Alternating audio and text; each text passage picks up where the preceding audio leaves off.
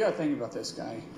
This is a guy that the media didn't give a time of day to after he was accused of sleeping with an underage girl. And there's a reason why no one in the conference came and defended him, because we had all seen the videos he was showing on the House floor that all of us had walked away of the girls that he had slept with. He'd brag about how he would crush ED medicine and chase it with an energy drink so he could go all night. This is obviously before he got married.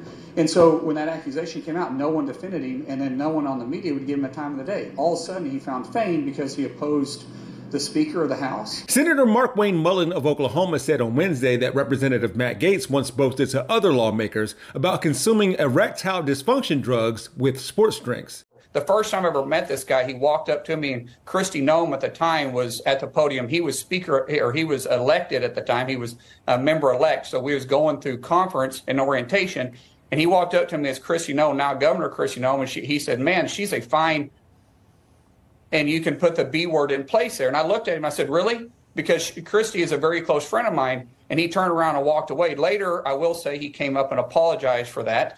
But he still shouldn't have said it. It was completely out of line. And this is the type of individual Matt Gaetz is.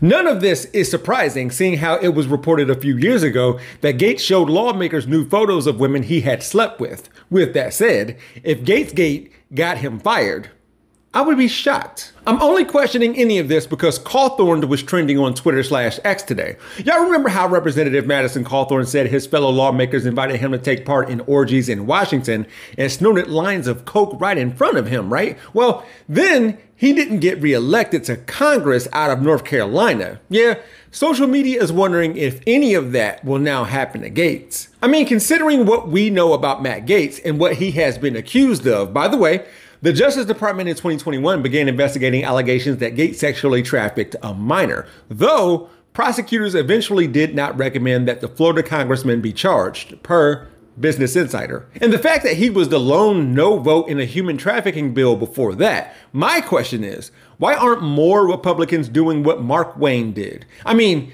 if he wore basketball shorts to the Capitol, there would already be a vote on the floor in order to address it. I don't think what he's done is something to be expelled, but this is something that his constituents back in Florida should make a hard look at.